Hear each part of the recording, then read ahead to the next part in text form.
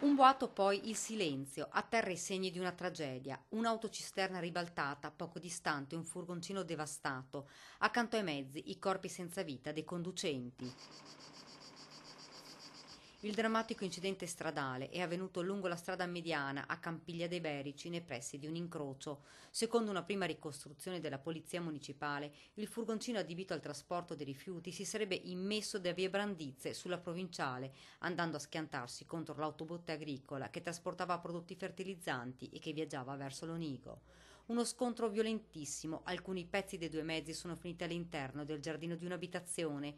Immediatamente è stato lanciato dai residenti l'allarme. Sul posto l'ambulanza e la di soccorso, ma per i due conducenti non c'era più nulla da fare. A perdere la vita Daniele Mestriner, 56 anni, nato a Quarto d'Altino e residente a Pianiga, che si trovava alla guida della cisterna. L'altra vittima è Carlo Albanese, 60 anni, di Cologna Veneta, l'autista del furgoncino, che stava effettuando la raccolta rifiuti porta a porta.